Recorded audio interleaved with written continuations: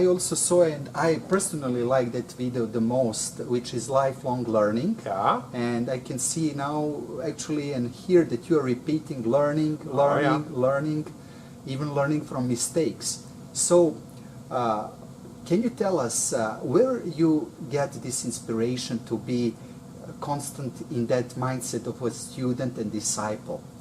Well, I guess that's where did I get that inspiration? You know, I guess I've always been a bit of a risk taker, you know, not playing it too safe. And I'm now getting older. I'm probably age of your father, you know, close or could be.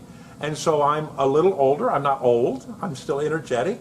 But I discovered that sometimes people, as they get older, they wish, as they come to the end of their life, they really wish they had taken more risk. They had taken they might have played it too safe, you know. They were close to retirement, so they'll just get a garden and not take any risk and be careful for the next 20 years. That's not me. I'm built to take some risk. Okay, I hear the word risk, and we heard before the word like learning from mistakes. Can you explain us, we all have crises and we all go through tough times, and we will all unfortunately make some mistakes. In this period, how did you get through that? What was basically the insight or understanding that helped you go forward? Was it encouragement from mentors? Was it good books or literature that you used? I know that you pretty much love the book that is, let's say, even today, the most book that people read the most in the world, which is the Bible. Yeah. Where did you have that encouragement and hope that came back to your heart?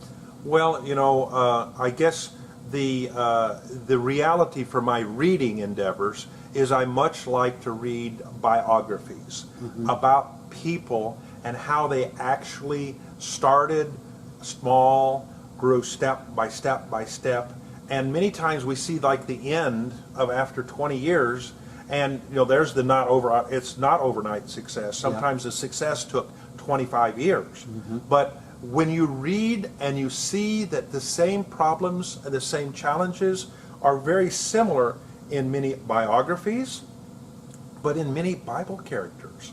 Not everything happened perfect in the Bible, and I'm so glad that it's not portrayed that by following God, oh, you just follow God and everything's never have a problem. No, that's not the way it is. It's following God. As problems come my way, then I know how to solve those because I look to foundational truth in the Bible, and I look to how God would teach me through my studies.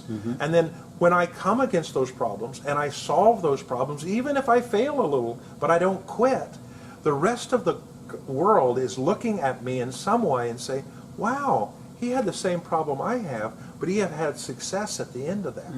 And so I get motivated by, sometimes odd, that I get motivated that I actually look for little problems. You know, it's challenges. Challenges, that's right.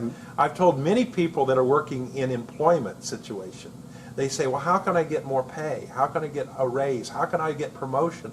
And I tell them, take the worst problem and volunteer to fix that. I don't care what the problem is. It could be the most simple problem and become known as the one that knows how to fix problems. So they will not get rid of you. They will give you raise. So basically, as we know, every lock has a key. Every problem has solution. But I have a sense that people usually want to have someone who will just agree with blaming others. Maybe they want to have the same group of people that will have the same excuses. And you mentioned that you like actually biographies of successful people. And we know that the wealthiest man in the world, ancient world, East, Solomon, King Solomon, he said basically, if you hang out with wise, you will become wise. That's right. So I hear that you have biographies that you read. Can you tell us what is maybe the biggest inspiration both in the Bible and in secular world today, in the world of business, that really inspired you, that you can go higher, that you can achieve more? Well, I guess in reading both of those, I'm thinking of the Bible character Joseph. And it doesn't give a lot of detail, but I'm smart enough to know that what he faced was a horrible situation. And a quick study, you can read it in Genesis, I don't know, I think chapter 20 in there someplace, but basically Joseph was the 11th out of 12 children. He was favored by his dad.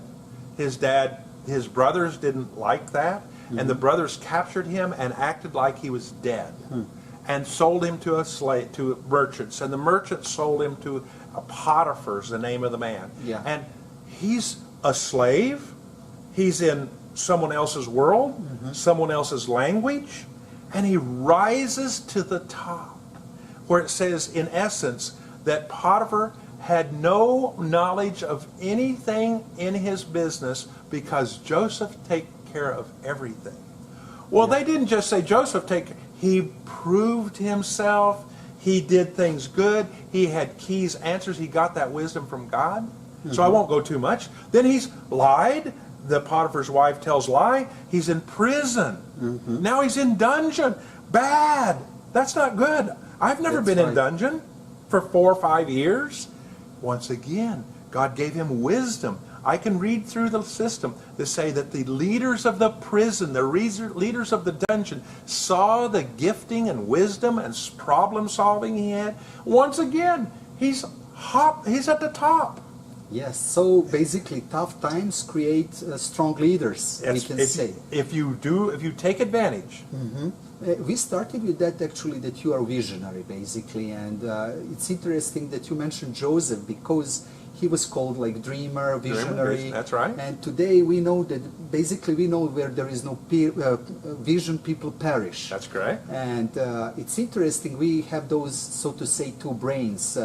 Science say that with one brain we are more like imagining, we are creating. With another part of the brain, which is left part, we are more analyzing, we are more involved with logic. And what I want to ask you basically is, we know that a lot of people said like the biggest church in the world had the chance to hear from its leader that dreams and visions are language of the Holy Spirit. We heard even before that Watchman Nee said that pictures are memory of Holy Spirit, and we know Tesla, Edison, and other science people that were involved very successfully. They were also visionaries. So